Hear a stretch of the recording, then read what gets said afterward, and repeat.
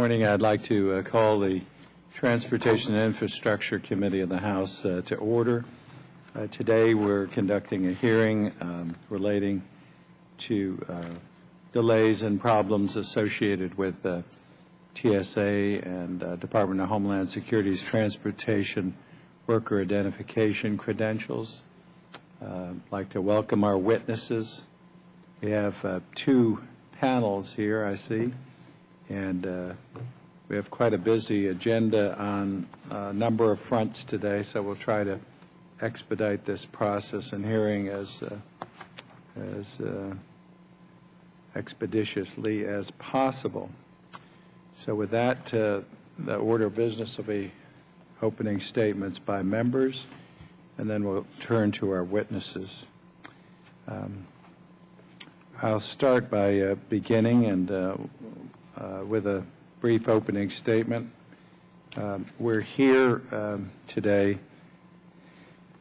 many years after we have attempted to implement putting into place a transportation worker identification card. This process has gone on since 2002, and unfortunately, I can't think of too many problems that or too many programs in government that have had more delays, more costs to the taxpayers, and more incidents of failing to perform than the so-called TWIC effort.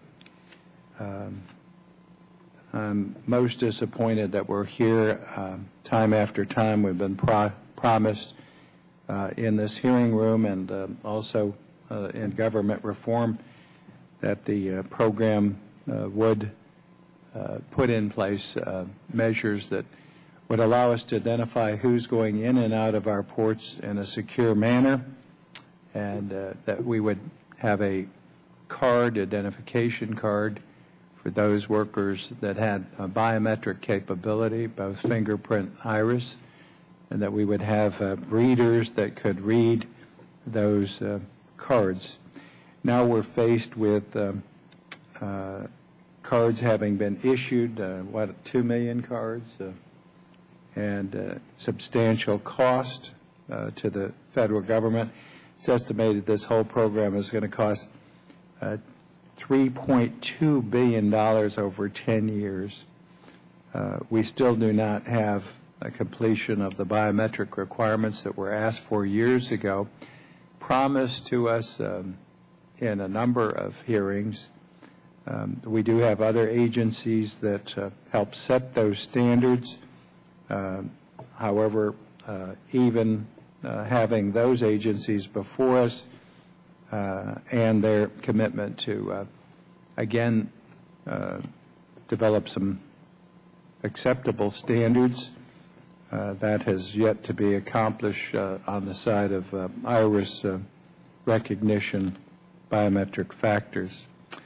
So here we are almost on the eve of renewal. I guess these cards about 5 years in issuance, and now we're going to face again the cost of deploying cards that have become almost a joke with transportation, the transportation community. Here's a federal ID that costs money, that is supposed to help us be secure, and it's actually not acceptable. Some other form of identification needs to be accompanying that document. Additionally, what baffles me is there are other agencies who have developed identification credentials over a much longer period of time, and so we are somewhat reinventing the wheel and at great public expense and delay in implementing this. Finally, what it's done is made the whole process again, I think, a disappointment that we cannot issue again, the card that would keep us secure, provide adequate identification, and do it in an cost-efficient manner and in a timely manner. The many questions remain. I've not been pleased with the cooperation of the Department of Homeland Security, but we do have a witness here today.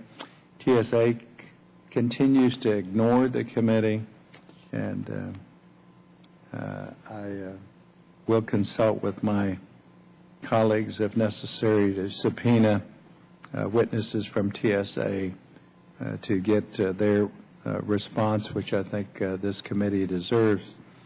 So not a happy camper this morning with the status, the delays, and again, the total ineffectiveness of putting a very important program together. Pleased that we've got a representative of the Coast Guard. They have been cooperative, but I don't want them to be the fall guy for others who are making decisions at a higher level, or should be making decisions at a higher level, taking actions and having not completed those responsibilities. So with that, I'll yield to Mr. Larson.